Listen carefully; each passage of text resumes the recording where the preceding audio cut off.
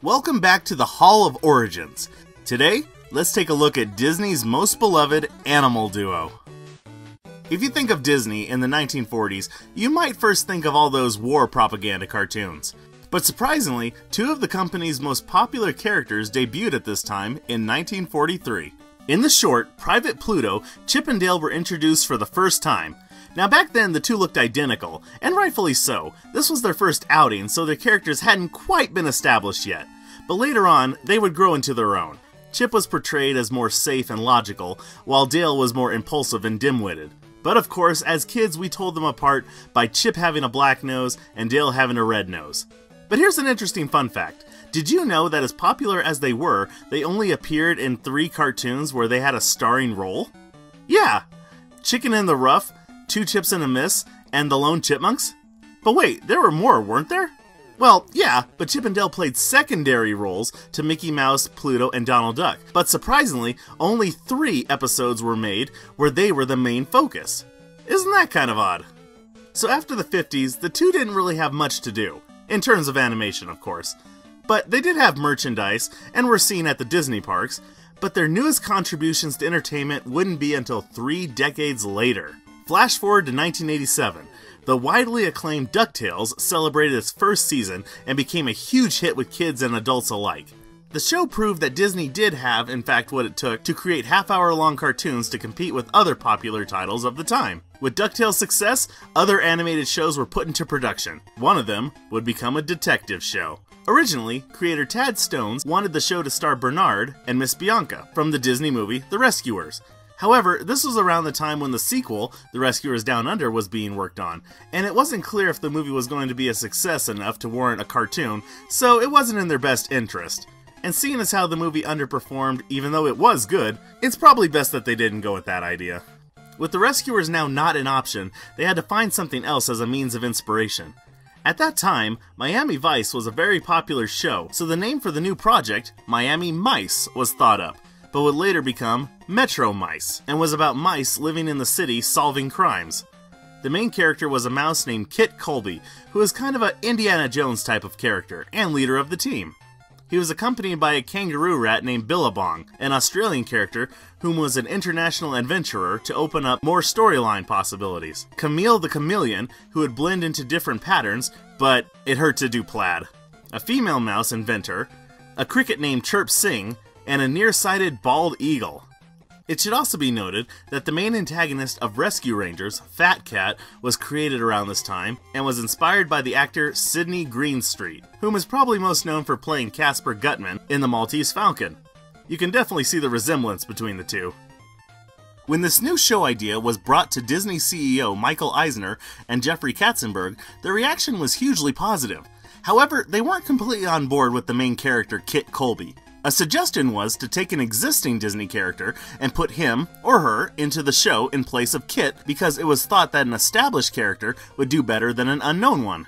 I wonder if that's why TaleSpin used the Jungle Book characters. The idea to put Chip and Dale into the show was suggested, most likely because the show was already focused on small woodland creatures and their designs would easily fit in alongside them. So the character of Kit Colby was removed, and his adventurous leader personality was given to Chip. Now, technically when you think about it, the show didn't really need to have Dale around, but, you know, Chip and Dale, they go together. You can't have one without the other. So with Chip now receiving the Kit Colby treatment, how would Dale change from his original design? The fact that the show was detective adventure driven must have still been on the creators' minds, because he was given a shirt similar to Thomas Magnum in the detective drama Magnum P.I. As for the other characters that were a part of the original concept, the majority of them were cut. And when you think about it, it makes sense. Think of X-Men from the early 90s. The team had 9 main characters, but only episodes that focused on huge events, like season finales, would have the entire team in it. This is because it's hard to write in that many characters in a half-hour-long show. That's why most of the episodes only had small groups of X-Men to focus on at a time. If you were to put the entire team into each episode, it would feel too crowded and slow down the narrative in an attempt to justify why each character was there taking up screen time. But back to Rescue Rangers. The characters that didn't stick around to the finished product besides Kit Colby were Camille, the Bald Eagle, and Chirp Sing. But it should be noted that they would reuse the name Chirp Sing later for another bird character, in the episode Song of the Nightingale. The remaining characters were altered, but only a little bit. Billabong was given a larger physique and the loss of his boomerang. The redesign then went by the name Monterey Jack, a name that would go along with the character's love for cheese. Gadget's design resulted in a loss of fur on her face and larger eyes. The inspiration for how the character would act would come from the female inventor Jordan from the 1985 movie Real Genius. Seriously, watch the two back to back and tell me you can't hear the similarities. See, I've got this mind-bashingly high IQ and I get bored easily, so I invent all sorts of things out of spare parts. I'm disappointed, not terribly, but still. It should have gone much further, much faster. Oh, excuse me. You're all standing. Here, let me make you a chair. Do you have a bed? Yeah. I was gonna make you one if you didn't have one, but you have one. Okay, I'll see you later. Okay, bye. Wow, that's chilling. Wait a minute. I'm forgetting someone, aren't I? I can't believe I've gone this entire episode and I haven't even brought up one of the most important members of the team. Every show, no matter how serious or how ridiculous, needs a heart character. The character that's cute, charming, and provides an innocence appeal. And for the Rescue Rangers, that's the little fly known as Zipper. In the beginning, it appears that Zipper was close to Kit Colby, with him being perched on his arm. So why did he find his way to Monterey Jack? Well, I have a theory. When it was decided to make Chip and Dale the main characters, it would have seemed pretty out of left field in the opening of the first episode that Chip would just have a random fly following him and Dale around. Not to mention, I think the show is implying that their past shorts are still chronological, and that the Rescue Rangers is just the next adventure the two are having. Thus, I think it made more sense to pair Zipper up with Monterey Jack, just to give him someone else to talk to during his scenes. And with him being a worldwide traveler, it could set up a story where he would meet Zipper on one of his adventures later on in the series. With all the show elements together, Rescue Rangers was finally ready to go. In early 1989, the show premiered on the Disney Channel and captured the attention of kids and adults everywhere, myself included. The writing was clever, the characters were endearing, all of us tuned in every day after school to see what kooky situations the team would get into. My favorite episode, along with a lot of other kids, was the Cuckoo Cola episode. The song is so catchy, and now, 3 decades later, I still remember all the lyrics.